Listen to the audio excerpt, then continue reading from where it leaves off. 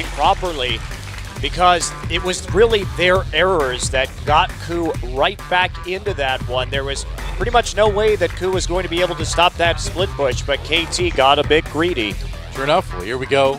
Back into picks and bans for our third game of the night. Side switch this time. KT on blue side. KOO Tigers will be on red side, and there's a Rise ban. First off against KOO. Interesting to see that on the blue side. Callista will be banned, and so this is the first time we're seeing KT on blue and KOO on red in this series. And if we go, of course, to the next game, it will be KOO back on blue. So it's a lot of red side for KOO, or for KT, a lot of blue side for KOO. How can the KOO Tigers use the fifth pick? You know, use the counter pick that's open to them in the last pick of the draft. Will KOO Tigers go back to these Dragon rotation comps that went a long way towards slowing down their onslaught in game 2? They finally picked it up. Their team fighting was on point, but the lack of an Ashe, the lack of a Lulu, they're forced to ban actually on the red side, really seemed to take away some flexibility out of their drafting choices. A Braum ban from KT. Now that's a bit interesting. They have a few more options now that they don't have to ban Callista and Lulu themselves. And of course, we know KT is a very strong Lulu team too. They did win with that Juggermaw in their last encounter. And KOO Tigers doesn't want that fate to befall them again. And Shen will actually be banned by KT, so banned on blue side every single game so far this series. So does the Azir slip through? That's the big question for KOO. They've been forced to ban Azir on the blue side multiple times. Unique thing about this team, 6 attempts to win as Azir, no wins whatsoever. KOO struggled on, famously, of course, losing to Fake as Aurelia in one of the early games of the season, the first time those two teams met. Azir is the big hole in the champion pool of the KOO Tigers, but no, they go with the Fizz ban. Yeah, it could take that first pick Yasuo, could take the Azir. The Cassiopeia that was banned against KOO or banned against KT rather. Both game 1 and game 2 is open as well. We mention it every time. Unique thing about KT is that Yasuo is definitely a flex pick. They love to flex the Yasuo to top, specifically in the Na matchup, where of course Yasuo does very well, has that unique interaction between win wall and the refresh mechanic on the boomerang toss. But the flexibility that a carry champion like Yasuo brings their draft means that it does shape as a potential first pick for KT. Well, and it's not even necessarily a bad first pick here, because they know when we saw what happened against Najin from KOO that they could be setting up for a very dangerous Malphite Yasuo if that Yasuo is left for that final pick on the red side. Probably just going to be the Azir, though. I would think so. Maybe one patch too early. Yeah. Mordekaiser. Not quite here yet. They're going to first pick the Gragas, which is something we haven't seen in a while. Well, they don't have to take away the Azir because, of course, they're not expecting KOO to play it. Now, we didn't expect KOO to be able to play the Fizz mid, but KOO showed us that he picked that up and added that to his champion pool. Smeb has been the king of adding champions to his champion pool to win playoff matches. First Malphite, then, of course, Shyvana last series. So the Shen, forcing the Shen ban. The Shen ban's kind of the interesting one for me to KT. Smeb does play a good Shen, but the bans kind of went sideways there. So where does KOO prioritize everything? Because, of course, Ashe is available. Wasn't picked in the last draft. Where do you think they go with the picks and bans? I think KT's looking for Vayne. First pick Gragas. We know Arrow's a Vayne player. They're probably going to want to mix it up in that fashion. Makes sense. And now Gorilla no longer professionally undefeated on that Alistar after a thrilling finish, where he wasn't able to prevent the backdoor by himself. Looks like the Kog'Maw and the Alistar will be the picks. Remember though, the Thresh, the Vayne, still up for KT Rolster, champions that they certainly like to pick as a team. We'll see what they go with. Don't give away a lot about your draft, locking in the Alistar Kog'Maw. Of course, these were 2 of the 5 champions that lost in the previous game, but certainly weren't the big perpetrators. They did their role. They picked up his power spikes where he could, but it was kind of the sins of the other lanes that really spilled over into the duo lane of the KOO Tigers. And with that Fizz ban, if you're Someday right now, do you just go for the Maokai? The counter pick isn't there. You might feel pretty confident in it, and Vayne Maokai could be a very nice draft. Setting up that front line, getting the isolated targets from the Gragas for the Vayne. Pretty classic combination between AD carry and jungler. Yeah, wouldn't be surprised if that was locked in. The Janna for a little bit of peel as well. Again, not too surprising. They will lock in the Vayne and the Janna. Okay. So we We saw Vayne versus Cogmore in the first game yesterday between CJ. 2 days ago between CJ and KOO. Vayne can do great things against a Juggermore comp, or just an AD carry Cogmore comp, specifically in the 1v1s during the laning phase. But the big issue for Vayne is she's so severely outranged that if you pick up any sort of space control ultimates, the likes of Orianna, anything that controls space, there's always a situation where Vayne a lot of items, but not be able to put out damage in a team fight. So that's the concern for KT Rolster, is just navigating team fights with Vayne can be a bit hairy when we're talking about one of the longest range AD carries, and a Vayne who suffers from that mid-range. Yeah, so I'm curious if we're going to see the first lane swap in this game too, because that is something that we actually haven't seen from either team this series, an attempt, but the duos ended up in the top side in the last game. Rumble could be coming in. Now this is a bit dangerous because it could set up a Riven pick from Someday. Well, Hojin didn't used to be called Lee for nothing, man. He is a great Lee Sin player, and if he can get in there, you know that Vayne is going to get kicked right into your team. The Riven would be a masterstroke. They've already got the Gragas ultimate. They've already got Janna. Both of these champions can, of course, force the fight into multiple skirmishes, and that's where Riven shines. Riven is here. It's just a super strong draft from KT. They'll have more protection, and they will be able to set up a 1-3-1 again with the Vayne and the Riven and KT. They showed that they had some issues. Could just go for the Maokai and the Victor, also strong picks. Another Diana. I don't know. I think that this is fine. The Diana's still going to be doing well in some of these skirmish situations. There we go. This is what we want to see. Yep, makes sense. Locked in. Riven and Azir. Oh boy. Whether it's the terrain from Azir, whether it's the Gragas barrel, whether it's Janna with all her disengaged CC, you can reset these fights in so many ways. And if that means Riven is on top of one of your carries, if that means Vayne is dueling someone 1v1 or able to keep her distance, things look good for KT Rolster. And I think that the Yasuo here does make a lot of sense. They've been slowly setting this up with Lee Sin and Alistar. I think it was smart of KT to take away a couple of disruption champions, though, especially that Gragas, to prevent them from getting too many ultra-reliable knockups. Is harder to get that, and it will be Varus, actually. Wow. Interesting. Yeah, I mean, the Yasuo seemed to make a lot of sense, and I mean, after we saw the Azir and the Riven locked in, the KOO Tigers players were nodding. They're like, okay, we expected this, but oh, the Varus. So KOO, they have a very strong mid-game composition. This is what they're going for again. They have a lot of backline threat. Piercing Arrow, Living Artillery, of course, the Rumble ult. So if they can manage to group and take down the towers, that's going to be their big thing in this game. But KT, I mean, this is a super powerful late game composition from KT. They have a lot of tools to succeed, and I'd be very worried about playing a Varus into a Gragas here. I mean, the one thing you can say about KT, a squishy team. Riven's not going to build any semblance of health. Obviously, Gragas is tanky, but everyone else is squishy. The mid-game damage from the likes of Varus, how do you itemize against both the heavy damage poke and just early magic damage from the likes of Cogmore, Trinity Force picked up, and the Rumble? It's going to be very hard for KT to not lose out on, say, Dragons, and just a snowball to open up. But in the late game, as you mentioned, KT have all the answers. I mean, KOO's not too tanky either. They're going to be really reliant on Gorilla and his ultimate if they want to play into some of these team fights. Because if that ult is down, and again, Someday with a flank on the back line of Kog'Maw and Varus could be quite deadly. That's right. Time for game 3. Let's see who takes the lead.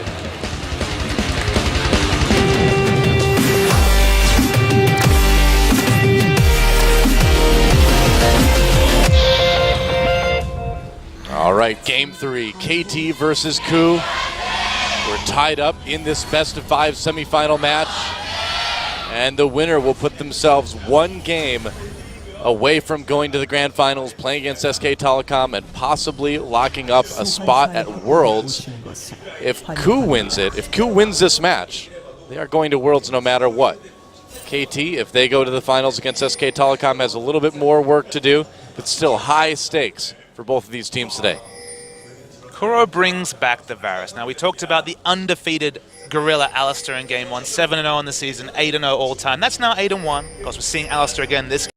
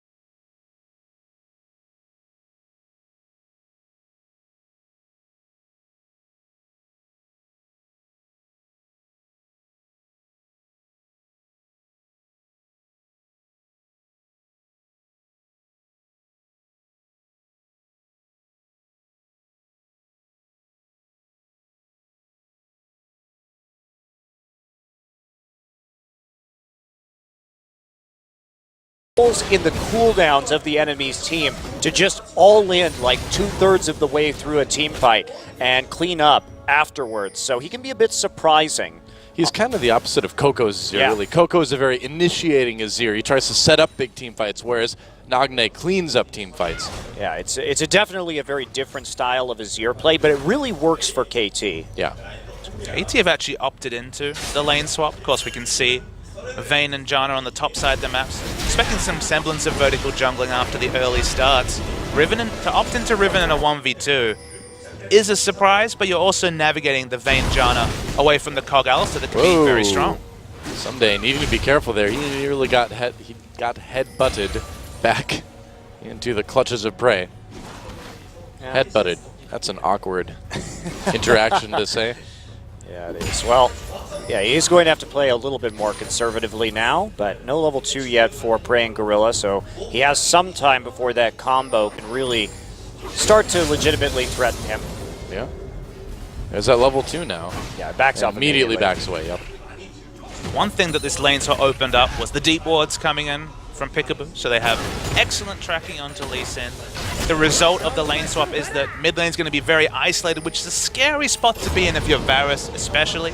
Whenever that flash comes down, it's going to be very difficult, especially in the early levels when the cooldown on your Q is quite high, to match Azir when it comes to wave clear, because of course Azir so safe with the wave clear, even early in the game.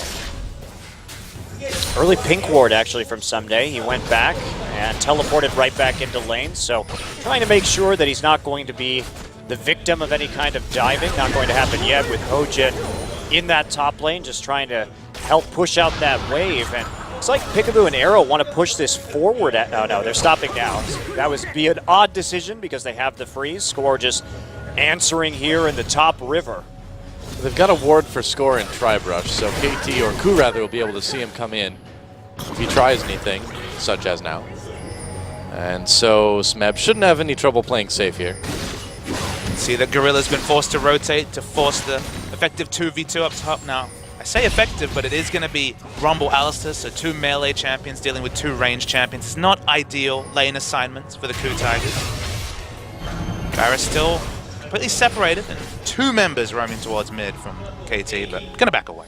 Now, KT just playing this lane swap a little bit better right now. We can see that Riven starting to come ahead when it comes to CS, and they forced Gorilla to move out of that lane, not threatening the Riven any longer, just by putting the presence up here on the top side and denying the freeze break from Smeb and Hojin. So they have to answer this with more players in the top side of the map just to see if they can start to get some minions for Smeb.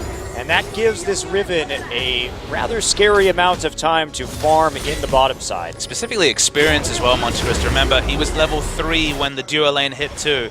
The all-in potential at 6 is real. Prey has to be defensive. You know, when his W is available, can get a bit of harassing. But you can see, being zoned from experience in CS in fits and spurts in the bot lane in a 1v1.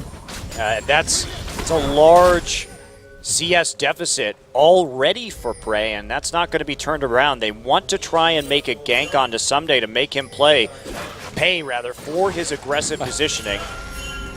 They'll make him pray. Make him pray. Pray for death when the gank comes in. But nope, it won't. So Prey will continue to play very carefully. Someday can be so aggressive because he has 5 health potions. Didn't look for any sort of a long sword, just investing in potions, has the shield to block a bit of damage. Smart. I mean, you know you're going to be getting poked quite a bit in this lane, so might as well sustain and just make sure you can keep up on CS. Yeah, the pots and wards doing work. Gets that green ward in the river as he pushes forward and pushes out the freeze. Pink ward preventing the dive early on. So somebody really setting up for many contingencies in this particular lane swap situation, and KT comes out with a 300 gold lead in 6 minutes. That's pretty damn nice. Well, this guy's so solid. I mean, there's a reason why Someday is a regular season MVP, and he's so adaptable. You know, he doesn't seem to really get phased no matter what sort of situation he's put in. KOO are really being dictated to. We already saw Alistar start bot lane, roam up to the top. Now he's on the bottom side of the map again. They're playing reactionarily to this KT team that initiated the lane swap. It looked like a bit of a questionable lane swap early, but it's evolved in a really nice way for KT. Yeah, and they try and get through that Tribrush. Someday falls back, though. Score did see a little bit of invade there on the bottom side jungle, so no real threat to Someday. May get that pink ward immediately. Yeah, it nope. looks like, oh wow, I thought he was going to get it, but nope, Drill and Hojin got there just in time. Still a very vulnerable pink ward in the future. They got the information they needed to keep this Riven safe, but KOO made it so Prey was able to get back with a few more CS, but and are here's they the going to dive. dive this? Yeah, well, Score sees Hojin. Hojin sees the pink ward, so they're going to have to Think of this here too. second guess that dive here too. While they're going to go in onto Hojin, Gorilla there to provide an escape with the safeguard. And so KT not really in any trouble, like you mentioned. Peekaboo is there as well. This has really been an interesting fencing match in the opening minutes of this game because you can see how good both of these teams are at reacting to the moves of their opponents. Yeah. KOO, trying to trade blow for blow against KT, but those wards from Someday ended up doing a lot of work, as well as just the pathing from Score being down on that bottom side, made sure that the gank definitely wasn't going to come through. Blue buff handed over to Varus in that mid lane, but KOO having quite a few CSing problems early in this game, zoned out by Nagne's Azir. Yeah, not too surprising, I suppose, but I guess speaking of fencing matches, too, Fiora is available today, guys, but I'd like to see her get picked, but I don't think we're going to. I don't know. I don't know hope about you're right. that. I hope that I'm Blind- wrong and you're right. Blind pick double Fiora hype. The dream. Blind pick double Riven is what it's going to be, man. I mean, KT have dictated to KOO in so many different ways. I outlined how Alistair's been reactionarily going between lane to lane. Think about all the advantages that KT have been able to pick up. Riven's been ahead in CS for a lot of this laning phase. Now it's equaled up, but it was a lot larger. Varus only gets his first shot off after picking up blue buff at 8 minutes, so his tier is actually relatively late. Comes along with a brutalizer, but still want to get that stacking done a lot earlier. And Vayne's been consistently 15 CS up over Prey, so early laning rotation advantage certainly goes to KT Rolster. It's a long way to go for that win, though, considering that KOO trying to hit some sort of 20-25 minute power spike, and see how well KT is faring in terms of their scaling. But winning early game, certainly a nice feather in the cap, at least for the moment. Was that a pun because Azir was on the screen? No. Feather in the cap? Nope. He doesn't have. He just has a head full of feathers. No cap. No cap. If he did, and he like shed some feathers, do you think he'd put them in his cap? Would I'm that going to be make kinda a bet. morbid? Azir will have a cap later in this game. Really? I think Smeb is going to get capped right here as there goes first blood onto Someday. Wow. That was abrupt. But the awkward thing about that is that Smeb actually built for lane with the Seeker's Arm Guard, and of course, that arm is not going to help him. It doesn't have the penetration for the team fights, so building for lane and losing out for a Rumble is super awkward. I did go up there, but you can see Someday and Score really making the most of that, because Score went up there right as Someday swapped into the top side. Knew that Someday already with that level 6 would be able to make that play. No really even time for Smeb to flash as he got hit by the flash body slam. And that is the last thing that you want if you're the KOO Tigers. You do not want that Riven to get first blood. No. Makes things many, many times harder than it needs to be. Accelerates a timer in terms of Smeb's irrelevance in the 1v1 in the sideline. Just makes it earlier and earlier, and that'll just... It's a strategic headache, just like the double teleport was in the previous game. Well, and we talked about how KOO didn't have split-pushing answers in the last game, but at least then you have a Victor or something. Maybe Victor can burst somebody down if they try to tower dive him or catch somebody unaware. But truly KOO have no answers to split-pushing in this game. Varus and Kog'Maw not going to do it. That is absolutely terrifying to play against a Riven. And here we go. Remember, Someday still has Flash. It seems like you need to stop the split push by just simply pushing down a ton of turrets in the mid game and getting enough of a map lead that they can't really do it. Exactly. You make the split push irrelevant by monopolizing Dragon, by rotating smartly around your Trinity Force, double AD. Remember, this is a double AD comp. They theoretically can get a huge turret lead if they can group with certain item timing, specifically Prey with the Trinity Force. Are we going to see an early Dragon here for KOO Tigers? They're grouping up by it. Have a lot of lane control in mid. Kuro's Yeah. level 9, so of course can push waves in just a few seconds with just 2 charges of his Q. So they have the control. They need to establish something, because otherwise Someday's going to overtake this game.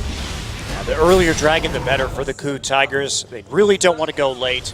Another possibility for KOO is, if they kill Nagne somehow, then there's no wave clear any longer, and they could go on a tear through the turrets. Well, Score knows he should know anyway that there's a ward in that brush, so he can't really come in and do anything about Smeb right now. He could clear the ward, but he's going to leave it for the moment, I guess. Thought that Smeb might cheat over and try and clear the pink ward and then punish him for it with a kill, but Smeb probably understands the situation, and Gorilla's on the roam, and he'll do the dirty work for him. That's right. Leave the support to do the dirty work. I know how it is. They are blind in that brush right now, so bit of a risk as Smeb walks in to face check it. They didn't know where Janna or Gragas were, but they are going to get the pink ward kill all the same. Hojin and Gorilla moving in for a gank right afterwards, but that is going to be met immediately by KT. It's actually blue pings onto the map as well. They know this is happening. This dive's not going to happen, so they see Gorilla right there. They know Hojin's there as well, too. Or as well.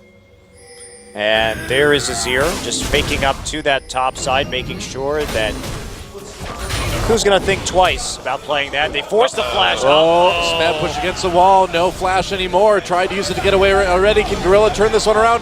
Nice big knockup. There's a heal from Peekaboo and the knockup as well, too. Wow, can they do it? Exhaust on Hojin, and Smeb barely makes it out alive. Wow, the exhaust there from Gorilla. He was in the right place at the right time to turn that one around, because Someday didn't get enough damage to get the kill despite a good gank from Score. Seeker's arm guard just did enough work. Literally lived on 40 hit points, just enough. Not a lot. To make it through. Has to teleport back to lane, so Dragon plays suddenly. Ult on to Peekaboo, and Kuro's going for a solo kill here in River. Can he chase him down? Nice flash from Peekaboo to dodge that arrow, and he'll make it out with his life at least. But yeah, the Dragon threat's going to be massive from KT. They just saw Smeb teleport back into the top lane, so can play around it. No, they decide to continue the pain of the 1v1 matchup. Surprising to see. Maybe just Someday wanting to keep the pressure, wanting to keep the lane pushed up in the top lane. Well, when you go back and get that Phage and Smeb no longer has flash, you're going to be pretty confident in your ability to win if Score comes into that top side again. Yeah, definitely. Smeb needs to be pretty careful now. Kuro picks up the blue, but just doesn't have any flat mana to actually have that blue buff mean a lot. Means that he can match wave clear, but certainly wants to shop and spend a bit of his gold. 15 minutes comes very close, and we still haven't talked about that first dragon. That's a worry for the KOO Tigers. Yeah, it's coming later and later right now. 15 minutes, not when you want to get that first dragon, and chancing it when Smeb doesn't have teleport. Bit of a risk. Meanwhile, Someday has now gone back to base, but they may have found a nice timing as you're back too. Well, Prey's got his Trinity Force as well too, so he's doing some decent damage against this, and unless Score gets some sort of steal here, I think KOO should be able to get it. Score's going to try though. Pure coming down as well. There's a knock-up, and KOO able to get that first dragon. Nice zoning to make that one possible. Yeah, 3 carries back.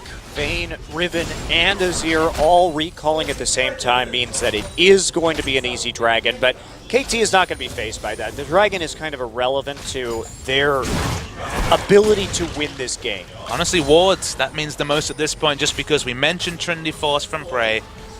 Varus is going to go back, pick up a big item like the Mana Moon. Suddenly, KOO are in a prime position to punish any rotational mistakes by KT and take multiple turrets. That's what double AD, the likes of Varus and Kog'Maw will do. Score, they want to, KT want to continue this. Oh boy, got to be careful here. Score almost in position. KT have the Riven, KT have the Vayne with the Blade of the Ruin King. The longer it stays in the laning phase, the happier KT is, whereas KOO, they want to look for the smart rotations. They need as much aggressive wards as possible to push down those turrets with the window they have. Yeah, and if we watch what Score is doing right now, he's just preventing the Trinity Force Kog'Maw from pushing forward and getting damage onto the tower. His job is just to clear waves and, like you said, extend this laning phase. Keep Prey pinned to that bottom lane until this Vayne gets big enough to take over the game. So shouldn't it be Hojin's job to come down and try to provide enough pressure in that lane to get them a turret? Hojin's choosing to relieve pressure. That's what you can see. That's why he was around the top side of the jungle. Still Someday able to apply so much pressure on the map. Hojin, as you mentioned, if he's getting the aggressive wards in the enemy jungle, if they're playing around their bot lane, that seems to be the most likely way that they can start cracking the turrets. But if it's still 0 turrets taken 20, 22 minutes into this game, those windows that we talked about are going to start being shut closed from a KOO perspective. It's kind of a matter of survival for KT. You know, if they can like make it through the next, like you said, 5 minutes or so, then things are going to start to really open up for them. Yeah, and Vayne eventually should get that static shiv, which will at least minorly alleviate some of these problems. You can see Peekaboo and Score just trying to play lights out vision on that bottom side of the map now. Score just camping the bottom side makes a lot of sense. So it's all about how Ho-Jin plays this. The problem is that if he decides to gank and Score is there, it's an easy disengage between Monsoon and Explosive Cask. A small window, teleport just about to be up for Smeb, so maybe they can make a play around that cooldown, but Someday's only about 10 seconds away, so probably going to be unlikely that he can do that. Well, they're going to try, it would appear. Yeah, Curl coming down too. Everybody wants to make sure that this tier 1 turret gets taken out. There's no ability to rotate wave clear to bot. That's why they're trying this KOO Tigers. They want to chip down this turret, get it down as fast as possible, rotate prey into that much safer short lane in the mid lane. But well, every second they buy, so precious for KT. Yeah, KT just able to stave off the pressure. It looks pretty easy for KT at this point, actually. Doesn't look like they're having to try too hard to keep KOO from taking these turrets. Maybe it's harder than it looks, but I don't know. But honestly, it's Score and Peekaboo getting the wards down, playing around that because they know exactly where KOO wants to go. But the dive, incredibly difficult with both Explosive Cask and the Monsoon there. What do you do?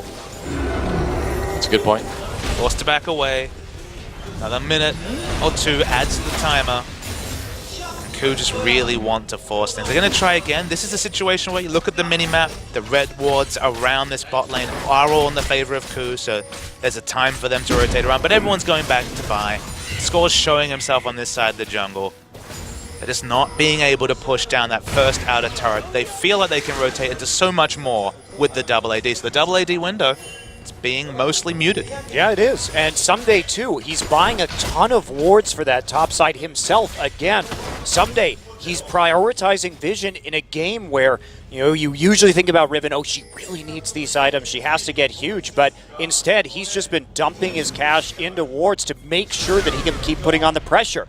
They're winning the pressure game in mid, they're winning the pressure game in top, and as a result, Score has changed his focus all about that bottom side into the matchup that they're going to be having the most trouble with right now. KOO trying to do the same thing, but Lee Sin just doesn't provide enough oomph to really make it work. Oh, Smeb backing off. I think he knows that Ho-Jin is close by. Score's going to come in anyway. Smeb getting slowed, but doesn't really need to worry. He doesn't even need to use a flash or anything, so he's fine. But that turret may not be. Although it's a long time until a minion wave shows up for KT, so all right. I guess he'll be able to, I don't know, will he teleport back with Dragon coming up again in a minute? Well, they're going to try and group mid right now. Easy peasy. Wow, easy turret, yeah.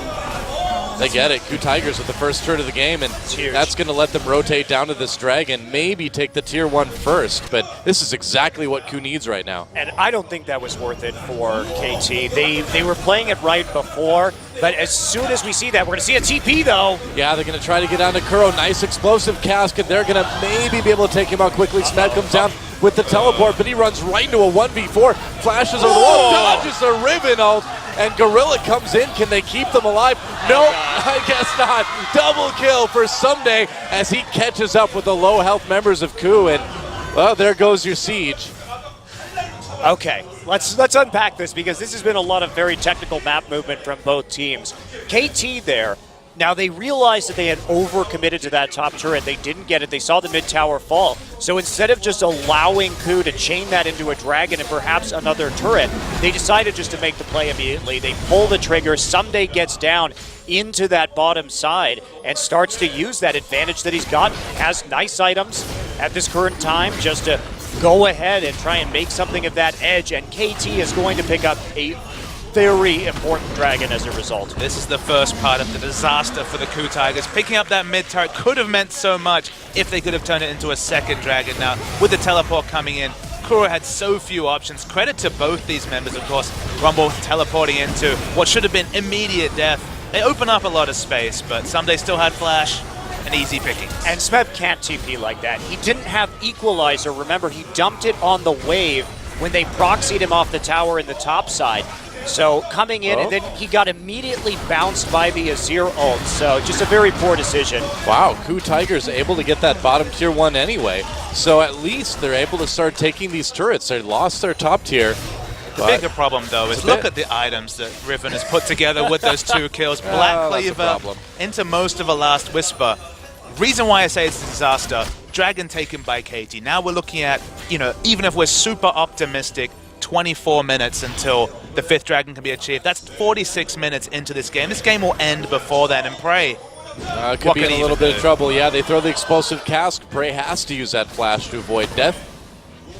The big issue is that now you're parking a Rumble against a super fed Riven. That's not going to work out. So fighting for Dragon's your only true win condition if you're the KOO Tigers. And both times they've chosen these team fighting comps, these Dragon-focused comps, they've kind of been found out by KT's map move.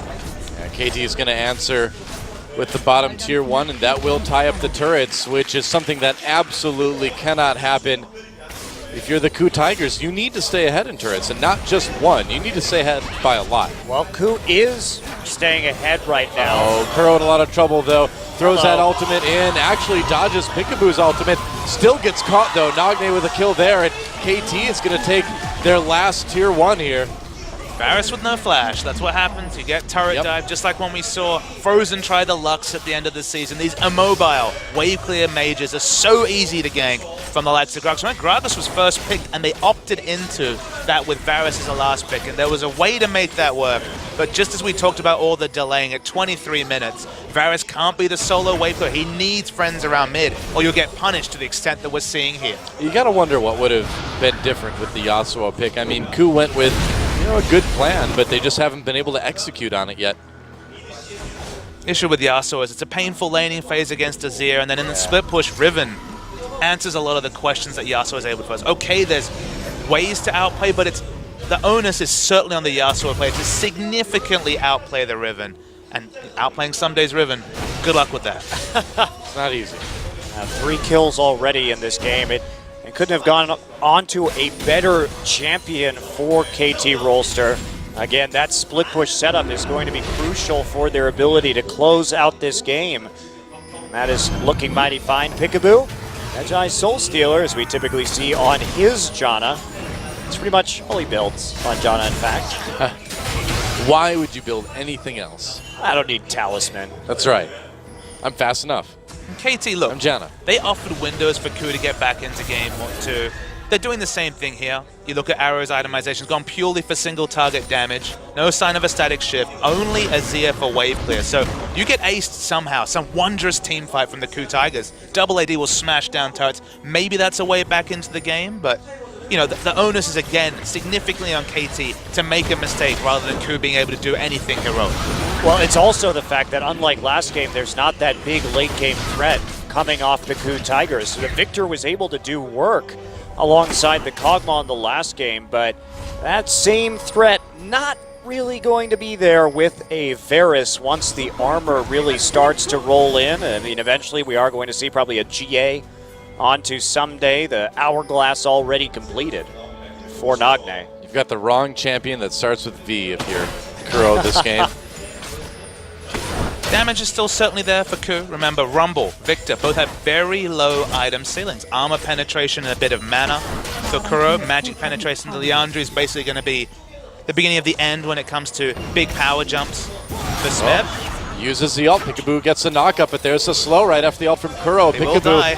Has to use that ult to get away. Dodges quite a bit, but KOO still picks up the kill. So remember, KT is building for damage and are very squishy, and these builds are online early. So even though they're behind in gold, they picked the right fight. They will do a lot of damage, and they're going to push down mid because even with Azir's wave clear, they get any free time with this turret, and it's gone. Should be. Arrow and score coming down. Someday on the flank. Prey's not there yet. That's right. They need to get him there, and that's why. I mean, otherwise, Azir can just take out all these minions. KOO needs to be terrified of this flank from the Riven, though, too. It looks like Hojin's found him. And Prey doesn't have flash. That's a significant factor. He never even got a single auto attack into the inner tower just because didn't want to get in range of any sort of flash Azir ultimate. So they have to play super, super safely. And you can see the flanks. Gragas on the minimap. Yeah, you just can't do this. Gragas coming in. He's going to knock Prey back right into Sunday's stun. Kuro throws in an arrow, does a bit of damage. Sumday's zoned out a bit. They're going to chase Gorilla off as he pops his ultimate score. An Arrow coming in. Arrow has his ultimate active right now. Nagne looking to come over the wall. He's going to do damage with his Sand Soldiers. Either way, KOO pushed off. Very low health here.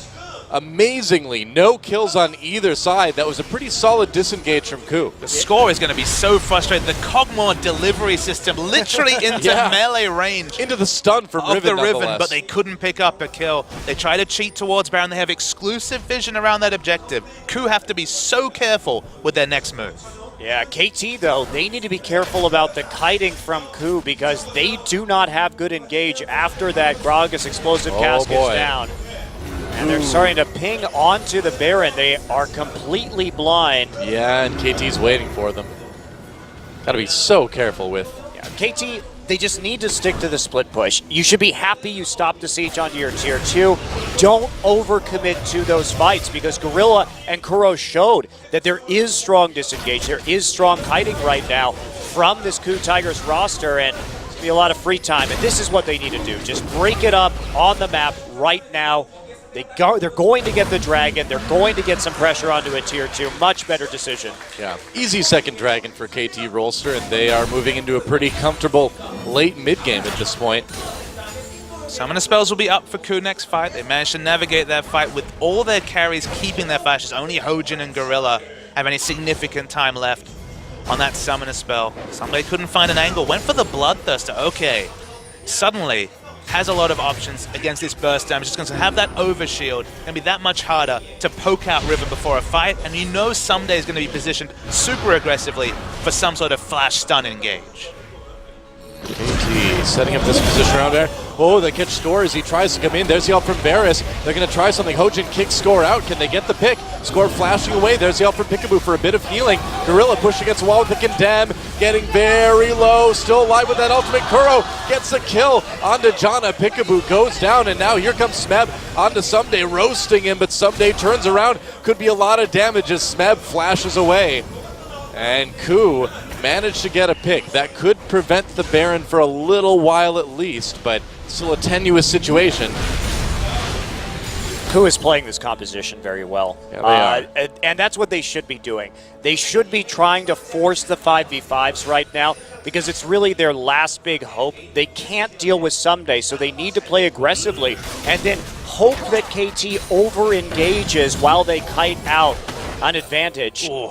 But KT, they intelligently just back away from that one. Only losing Peekaboo isn't a big deal. I mean, it's a big deal to Peekaboo because he's losing all his Medjai stacks. That's true.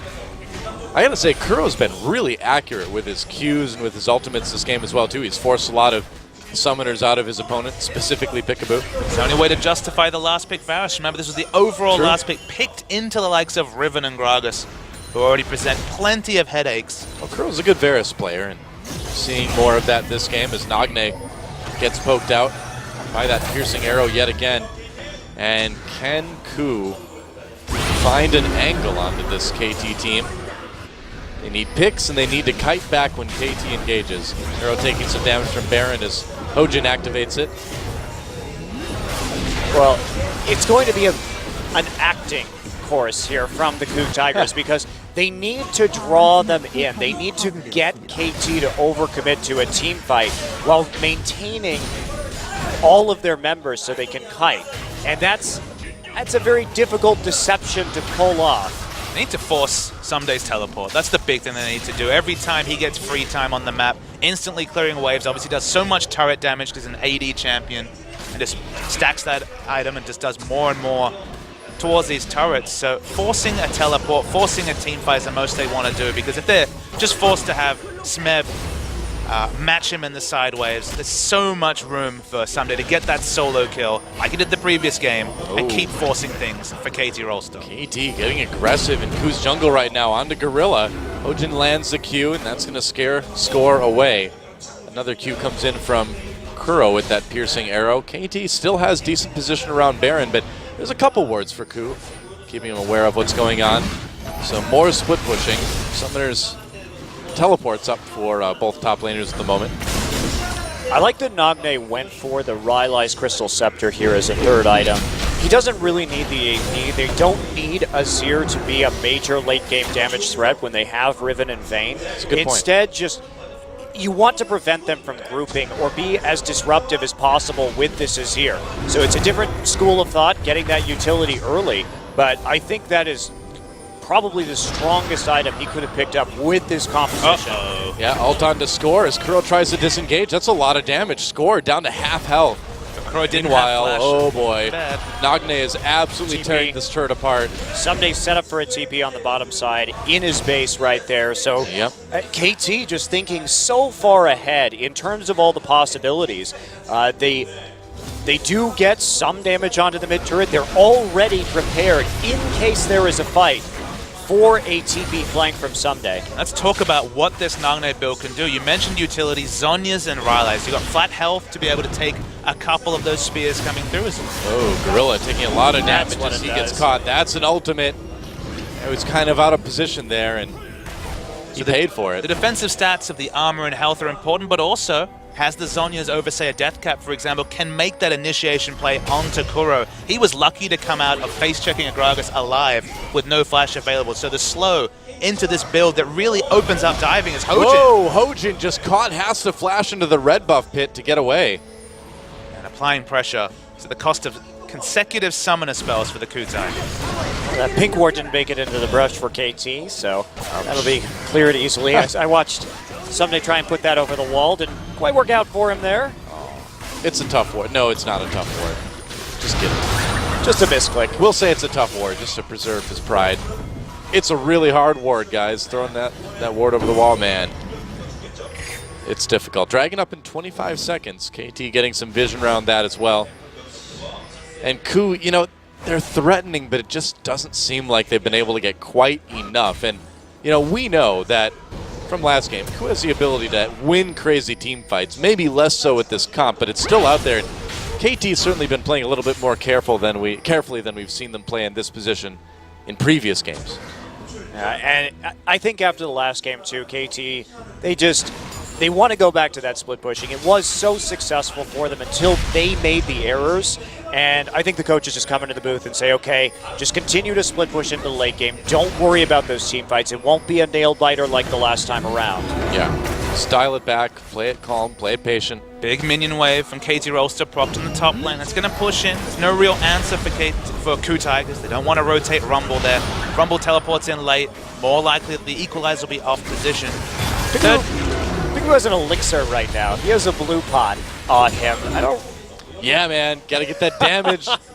That's right. Everyone's seen Jan and Aram. You know what you can do with those tornadoes. Having the extra AP for the shield is nice, but that's a bit of an odd pickup, certainly for a support. Hey, gotta make up for losing those Magi stacks, right? Someday hasn't been spotted in a really nice flank position. They're moving as 5. This could get interesting here. Riven and Gragas on the bottom. All right, they're going to let KOO into the mid lane. And looks like they might try to trade that dragon for Baron. Yeah, this is an adaptation. Oh, flash, barrel, and Kuro gets out of it. Couple flashes used by KT there. Tried to make an engage. And Smeb takes a lot of damage out of it. 2 flashes for each team. But getting Kuro's flash is incredibly important. Side waves really doing work for KT Rolster right now. Yep, KT pushing down the mid lane, but that Azir turret's going to slow them up as Someday takes down the tier 2 in bot lane. KOO's just going to go for the Baron. Dragon taken by KT. Now, Someday has teleport. Does this really prevent anything? I don't know. We'll find out. KOO going for the Baron here. Score is in position. Someday there as well. I mean, they have to try, right? That's all they got left. It's a desperation. Teleport coming in. Now for Someday. And KOO backing off immediately. Smeb coming from the side. Have they found an angle? There goes the equalizer. Good knockup from Peekaboo as he tries to disengage. He's very low, though. There's the heal to bring KT back into the health they need to fight a team fight. And KOO Tigers just not getting anything out of it. Now we're in an awkward position. Each team on the wrong side. There's going to be an apocalyptic fight here, man. Gorilla getting low. He might have to pop that ultimate. Gets knocked up. Gets pushed back by the explosive cast. There's the ult. He's so low, though. Gorilla turns around. Smeb poked out by the Sand Soldiers. Here we go. Oh, Someday going in. Gets kicked back by Hojin, though. Arrow coming in. Such a tenuous position for both of these teams. A lot of damage coming in, though, from this Riven. Well, KOO answers with a bit from that piercing arrow. KOO Tigers trying to get closer. KT, this is like the longest game of chicken I think I've ever seen in a team fight here. KT rotating back around to their side of the map at least. Score over the wall, needs to be a bit careful. Oh, Someday on his own. Goes in onto Hojin. Hojin goes back in onto him. Someday forced to flash away, excuse me. To be very careful here, KOO Tigers. KOO is super low on mana, just been chugging those potions, that flask to staying up. Gorilla's actually managed to walk from base all the way back. They really need to go back shop, specifically get mana onto both Kog'Maw and Varus, because right now they can't stave off any pressure. Oh, they're going in onto Baron, man. They've managed to push KT back to their side of the map and put lane pressure on for the moment. They're going for it. Equalizer's back up. KT knows what's going on here, but can they stop it? Smeb already very, very low. There's Equalizer going down to help with Baron. They get the Baron. Can they win the team fight? Score locked up. KOO, where's his ultimate? He'd already used it. There goes KOO. Arrow with the kill, and Gorilla is going to follow his ADC, or his mid laner rather, pretty soon. 2 kills for KT. That is 2 Baron buffs off of the KOO Tigers. I think KT is still happy with the way this one's resulting. As Hojin in a bit of trouble. Peekaboo, he wants those Medjay stacks. Not going to get one there, though. There's no wave clear left for KOO. Remember, Varus is the true wave clear god in this situation. The Baron up minions, though, are dissuading KT and KOO. 2 kills for a Baron, they'll take it. I guess. I mean, they're able to hold off the aggression for the moment, but how much does this really accomplish? I think that was the best possible situation for KOO because they were faced with a very unfortunate decision. But let's take a look at how this happens. I mean, KOO has no mana. He's just condemned into the wall, pretty easily taken out. Arrow big enough right now to just pile on through with those silver bolts through the Alistar ultimate.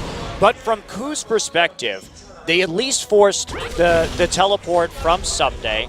They got out with their lives. They got some good poke down. They were the first one to get the recall onto the Alistar. And how else are they going to win this game? They know the split push is inevitable. Yeah. And that's the word you used there. The specific word that was important was that KOO actually managed to force something. They were being dictated to. Someday was split pushing successfully. Dragon was no longer a win condition. They're 3-1 behind. So actually forcing a Baron fight, forcing teleports, now forcing an inner turret. Wow, that's the KOO. maximum KOO could have gotten. They got that tier 2 in mid, and will they get anything more pushing down the mid lane? Now Score is coming from the side to try to flank. If they can push the ADC in, maybe they can get something out of this. Oh, Score looking to come in. Peekaboo's right there. They spot him with the ward. There goes the inhibitor turret. KOO, are they going to be stopped here? This game is very close. Again, That was some KOO really Tigers. good shot calling from KOO. No kidding. They're making this work, even through the most difficult of circumstances. KOO coming in. Are they going to actually get an inhibitor here? I think they are. Wow, they get an inhibitor out of it. KOO Tigers, doesn't matter what the comps are, doesn't matter what the situation is, they will always make it competitive. Yeah, and we know them for their shot calling. That has been one of their primary strengths. They are an elite team when it comes to shot calling, even on a perspective on the world stage. So this is certainly an impressive performance from behind, but we know that KOO is capable of this. We talked about chicken in so many different ways, especially when they were having that 5v5 standoff on polar opposite sides of the map. They won the game of chicken. They rushed down Baron despite showing that they had no mana. KT went back. KOO took that objective, finally forcing something after being dictated to for so long. And now at 40 minutes, they have the first inhibitor down, which is crazy to think given that this Riven's been 3-0-0 for 25 minutes. Man, Steven Spielberg's going to need to go back and re-edit Jurassic Park so it says KOO finds a way. That's what everybody's going to be saying if they win this game. KOO finds a way. Finds a way. Well, Someday's been 3-0-0. Now 6 items basically can just only really improve his Brutalizer and Zhonya's, but he hasn't been able to force anything, barring a single outer turret on the bottom lane of this map. Well, he can like pentakill at any moment. That's the thing, is that we know this Riven can be unleashed at a moment's notice. Like, it takes one person on KOO being out of position, Speaking of being out of position, look at how many flank wards there are for someday if we do see a dragon fight. Yeah, they're definitely set up. Oh, man. Aha, it's a pause. Well, it's a very interesting time to have a pause. It's a very bad time to have a pause. Dragon up in 10 seconds, and you can see KT with the setup here, and KOO's done their best to try and deny vision. So the wards are pretty deep in the jungle. Someday does have the home guards now, yeah, so he can make it in there. That's a cool KT Rolster poster there. Rolster poster? I don't know. It sounded funny. There we go. Join Starfleet and KT Rolster. What's the problem? We may never find out, but we can guess. What do you think it is? Too much sweat on the hands? Too much stress? Too much adrenaline running through the veins? That's how I feel right now. Well, my hands are dry, but I've got a lot of adrenaline. You've got that part covered at least. That's right. I mean, this game is building to a similar crescendo that we just saw from Game 2, which had a really and that must be the most memorable Game 2 end we've seen in a best-of-5 series. Since the last time. Well, in a best-of-5, nice save there, because I was going to say, since the last time we saw these two teams play. I mean, it was just surreal that we got to that level of hype in just Game 2 of a much longer series. Now we're at this point where KOO finds a way back into games that honestly they have no business doing so. Well, it's so exciting to see KOO play at this level too, because all year long, when it's come down to it, when they really get in those high-pressure situations, they've kind of folded, right? So now that we're seeing them in the playoffs, running through the gauntlet like this, coming in at 5th seed, going through the gauntlet and being in these situations, and even though they lose that really tight game number 2, laughing it off, being able to handle the pressure now, and that really could be what pushes KOO over the edge to become a really deadly team at Worlds even. Yeah, I think this is a really positive development for KOO, and we've just seen so many different compositions from them. Yeah. Yasuo, Wombo comps, some nice split pushing from Shyvana. Well, that guy is happy.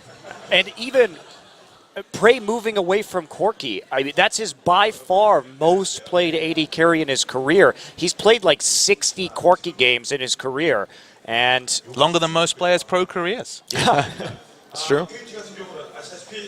But my worry is that the last 2 games have basically been Dragon-focused rotational comps from KOO. They've struggled in both, they've lost the early game in both, and they've come back with smart team fighting the late game. That's the KOO Tigers of spring. That's the KOO Tigers that was successful in the past. There's a couple of famous supports right there. It's Hart and Mata.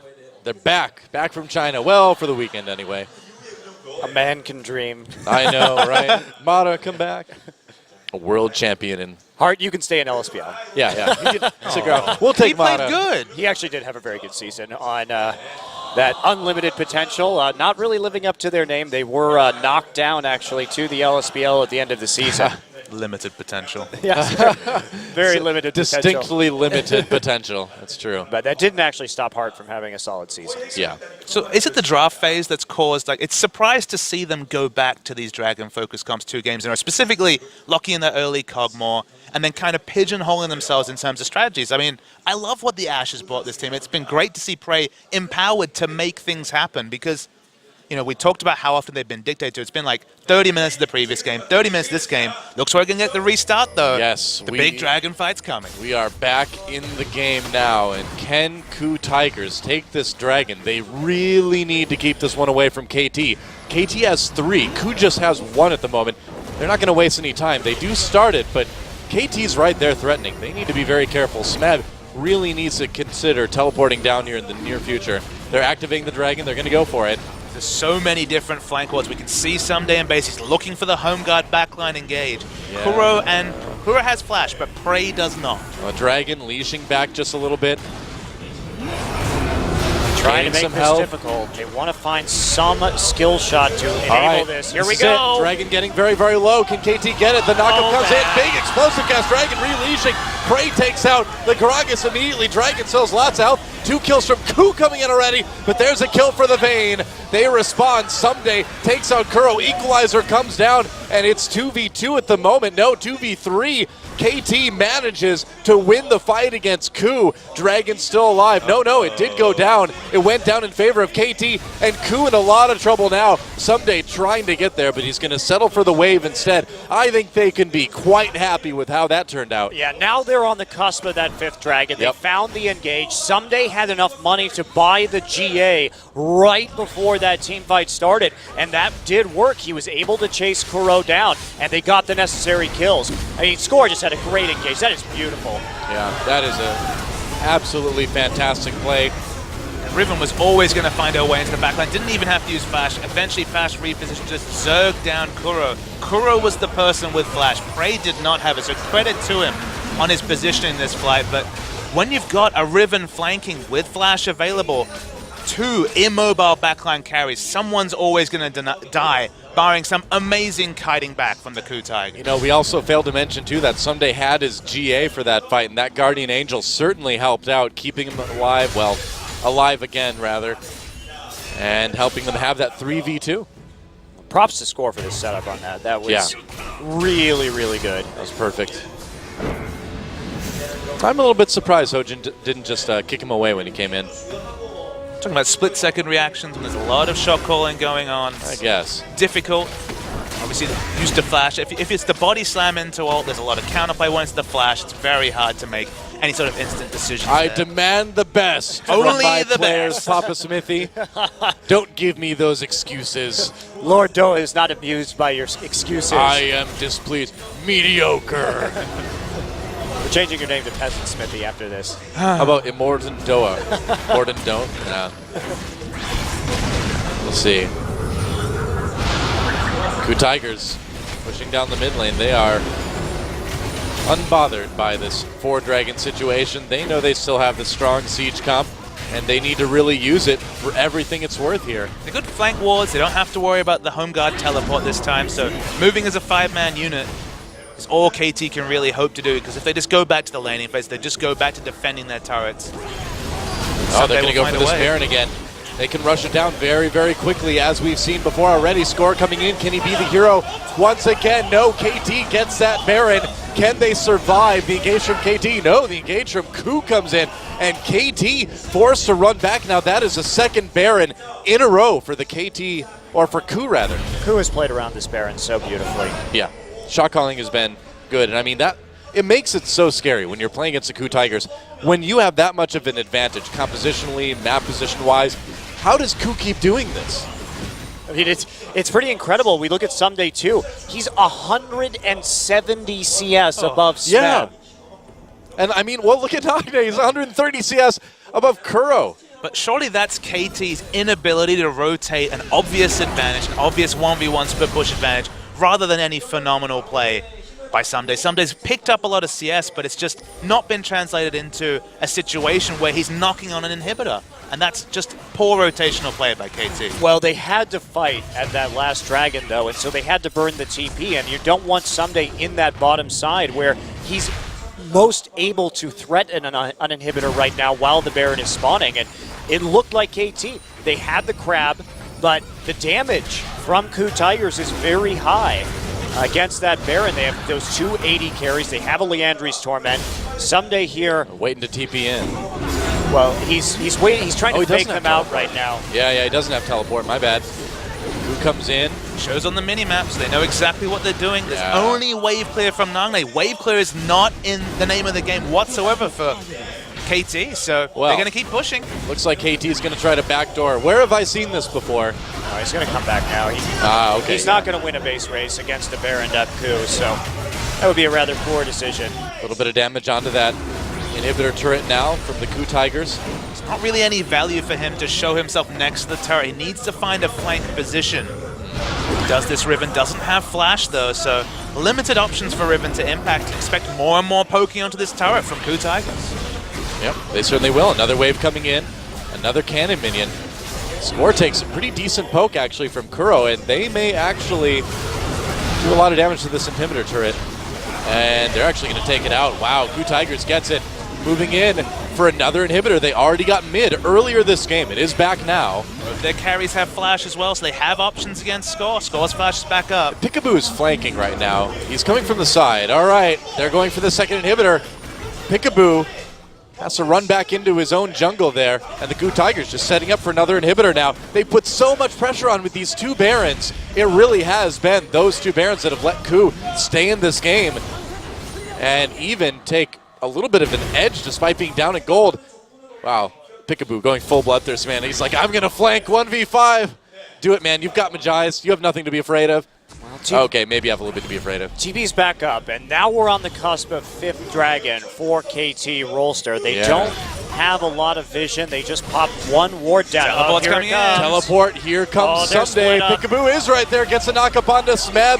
Peekaboo is going to force Someday away. Smeb way out of position here. Hojin comes in. Oh, right into the stun. But there's Gorilla for the knockup. A kill comes in for Azir right away, though. Peekaboo getting forced away. KT, they've got this fight. That is 3 unanswered kills. And now KT pushing down this bot lane. Look at the death time as Doa, 65 seconds plus for 3 members. KT are looking for the finish. I think it's over, man. I mean, they've only got Kuro and Prey left. Yeah, that's all the damage, but you're just not safe. You can't fight 2v5 against this KT team.